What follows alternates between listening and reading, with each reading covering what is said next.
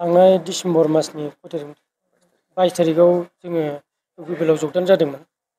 दा बेयाव जगदान जानायाव जोंखौ ओरैबायदि थगायदों, माने जोंनो पिकनिक स्पटखौ कालेक्सन खालामनो थाखाय, सरलपारानि पिकनिक स्पटखौ कालेक्सन खालामनो थाखाय हगारना होगोन होननानै जोंखौ रादाय होदोंमोन। आरो माखासे जोंनो अरुणोदय आरो बेबायदिनो IBS बेबायदिनो खालामना होगोन होनदोंमोन। दा बेवहाय जोंनो मोनसेबो खामानिखौ मावना होआखै आरो प्राइमारिजोंबो जगाजग खालामना होनो नागिरदोंमोन, बेजोंबो जगाजग खालामना होआखै।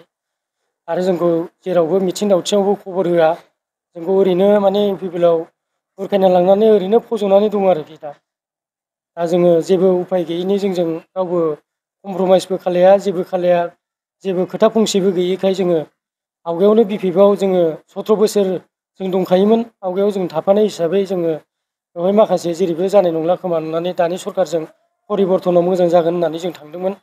दा परिबर्तन होननायखाय बिसोरो मोजां मोजां खोथा बुंनायखाय जोङो थांनायखाय जोङो लिंहरनायखाय थांदोंमोन। दा परिबर्तना मोजां होननानै दिनै थांनायाव परिबर्तनानो दुनियानि गाज्रिसिन आरोखि दा जों परिबर्तनखौ मानो होननानै जोङो गोदो UPPL माबायावनो BPF आवनो खामानिखा, बेहायनो मावबोखानाय।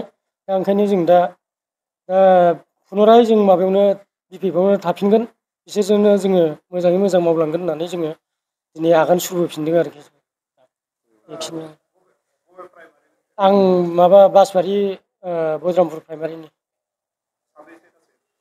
जोङो बेवहाय दा फैनायाथ' जोङो बासबारि बज्रामनिफ्राय साथामसोल' दङ। ओमफ्राय दा माखासे गामियाव दङ आरोखि, जों बेखौ उनाव प्राइमारिजों जों माबा खालायसिगोन आरो रायलायसिगोन, जगदान जासिगोन।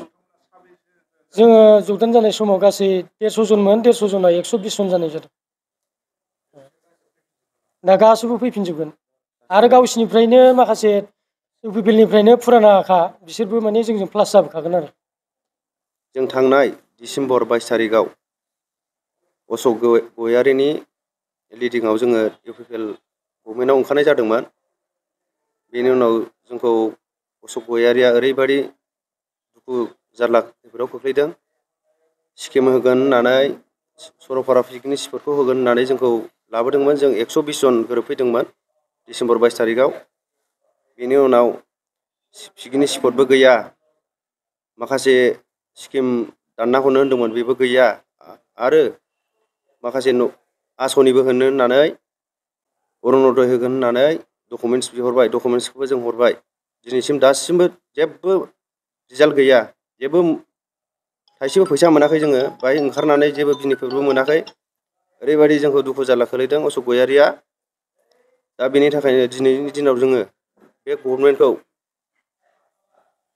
मोनथिखाबाय आरो जेबो होनो हानायनि क्षमता गैया UPPL गभर्नमेन्टआ, ओरैनो थगाय दोननाय, पाब्लिकफोरखौ बुरखायनोसै, जार्लायाव खोलैनोसै।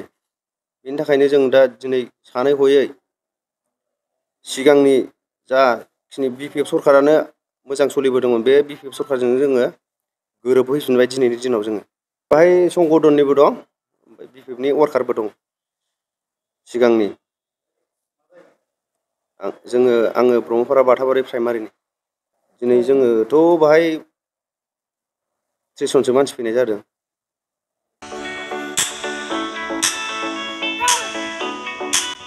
गेलेनायखौ मोजां मोनग्रा एबा गावबा गावनि गथ'खौ पेन्सिल सिलाट मार्शल आर्ट्सनि गोख्रों गेलेगिरि खालामनो सानग्राफोरनि थाखाय मोजां खौरां। चिरां जिल्लानि चापागुरि पेन्सिल सिलाट मार्शल आर्ट्स एकाडेमियाव मुं थिसननाया सोलिगासिनो। नोंथांमोना नोंथांमोननि गथ'खौ चापागुरि पेन्सिल सिलाट मार्शल आर्ट्सनि एकाडेमियाव मुं थिसननो हागोन। फोरोंनायनि जायगाया जाबाय चापागुरि, लावज्रिपारा, दगरपारा गेलेग्रा फोथार आरो बेरांगाव हास्रावबारि।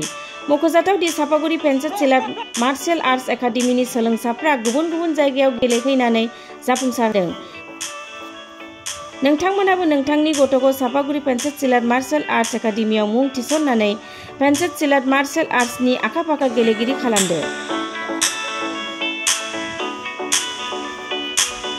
चापागुरि पेन्सिल सिलाट मार्शल आर्ट्स एकाडेमि।